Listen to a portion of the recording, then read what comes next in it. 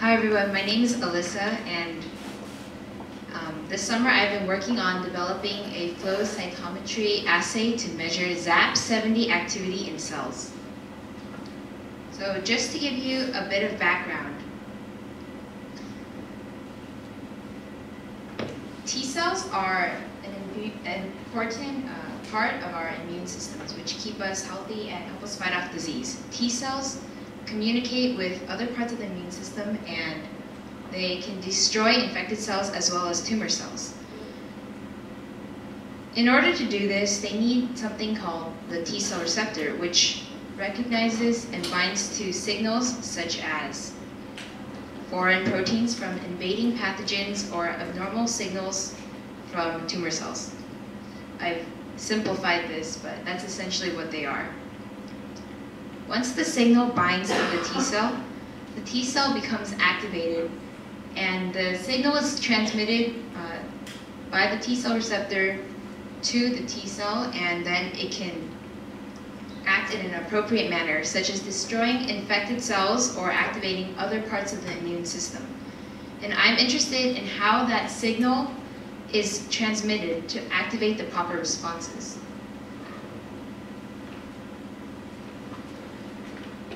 If we zoom in a bit, here we have the Tcell receptor presented on the plasma membrane of the T cell. After binding to the signal, the Tcell receptor becomes activated, and it recruits a protein called ZAP70, which binds to the Tcell receptor, or a part of it. ZAP70 stands for zeta-associated protein of 70 kilodalton. And it acts on its target protein, LAT, which stands for linker of activated T cells. ZAP70 acts on LAT by adding phosphate groups to, or phosphorylating LAT. And once LAT is phosphorylated, it can pass down the signal, resulting in the appropriate T cell response. So even though there are many proteins that express on the surface of the cell, ZAP70 very specifically phosphorylates LAT. And so one of the bigger research questions that we want to address is how ZAP70 attains this specificity. And in order to address this question, we need a way to measure ZAP70 activity. And so traditionally, ZAP70 activity is measured with a method called Western blot. So here I have two samples of cells. Here on the left, I have cells that express ZAP70 and LAT. And on the left, I have a second sample of cells that express a mutant form of ZAP70 and LAT. By Western blot, you can see the relative levels of ZAP70. You can see that there's relatively equal amounts of the wild type, the normal ZAP70, and the mutant ZAP70 here. And there's also similar amounts of LAT protein. But you can see that the normal ZAP70 shows much more LAT phosphorylation than the mutant ZAP70 because the band is much darker. And so we know that the wild type ZAP70 here is more active than the mutant.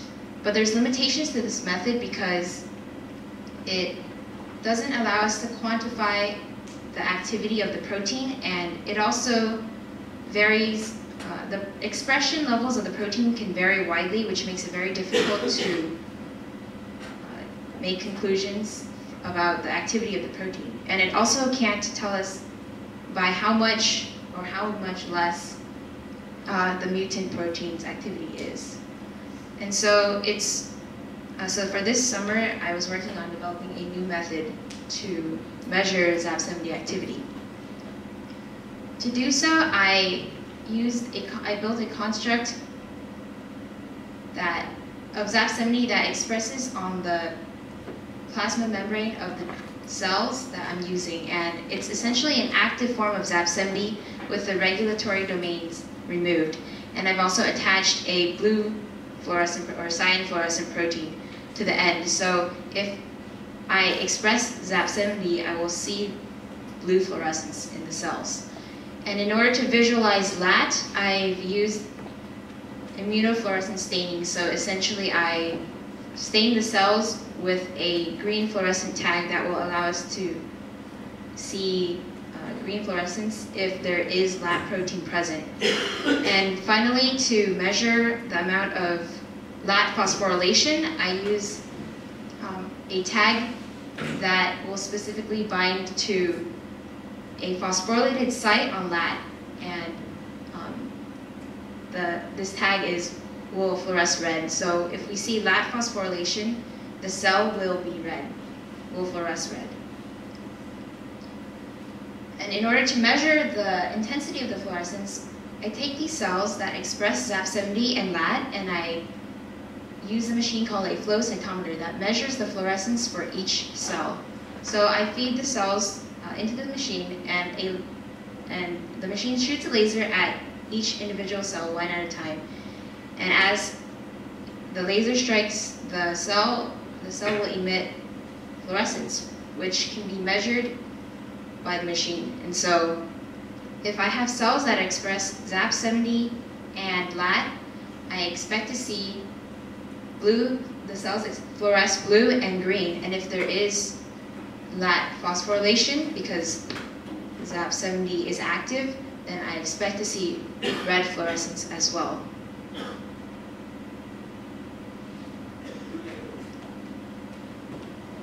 So here in this first histogram, this is the readout of the data from the flow cytometer. So here I have a histogram that shows ZAP fluorescence intensity, increasing intensity towards the right, and then essentially the number of cells in each level of intensity. So there's a lot of cells that just fluoresce a basal level of blue, but then here with higher intensity levels of fluorescence, we know those cells are expressing ZAP70, so they have ZAP70. So cells from this region to this region, we know have ZAP70. And cells from this region to this region are much brighter, and we know those cells have LAT. And I can select for cells that are in both regions, and those cells are doubly positive for both ZAP70 and LAT. And I've colored them green here on this plot, with LAT fluorescence intensity on the x-axis and LAT phosphorylation intensity on the y-axis. And the cells here that are doubly positive for ZAP70 and LAT are the ones that I'm interested in analyzing.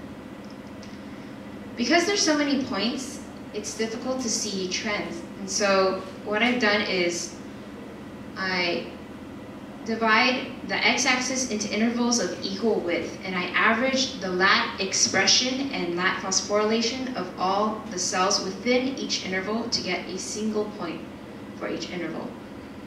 And here is the data from one of my control runs. And the green points represent the cells that express both ZAP70 and LAT. And you can see that there's a linear relationship between LAT expression and LAT phosphorylation. So the more LAT we have, the more LAT phosphorylation we see. And the red points are cells that were expressed with LAT only. And so since there's no ZAP70, you don't see any phosphorylation. I further divide the cells that have ZAP70 into 3 levels of expression: low, medium, and high ZAP expression. And then I separately plot the data from each group of cells to see what effect ZAP70 expression has on LAT phosphorylation. And since ZAP70 phosphorylates LAT, we expect to see that LAT phosphorylation depends on ZAP70 expression levels. And that's what I found. So just as we can see here, at higher levels of ZAP70 expression, we see increasingly higher levels of phosphorylation of LAT. So with the working assay, we wanted to test mutations of ZAP70 to see what parts of ZAP70 might be contributing to its specificity for LAT. And this is an electrostatic map of ZAP70's surface of the active portion, the active domain. And so blue represents positively charged residues and red represents negatively charged residues. And so we noticed that ZAP70 has two positively charged regions, and I've circled them here, R1 and R3. And we think these might be significant because LAT is significantly, is very negatively charged. It has many negatively charged regions, and so you can imagine that the negatively charged regions on LAT may be associating with the positively charged regions on ZAP70. And these regions could be acting as a docking site for LAT. And so we made mutations in these regions that got rid of some of the positive charge and tested their activity using this assay. So here,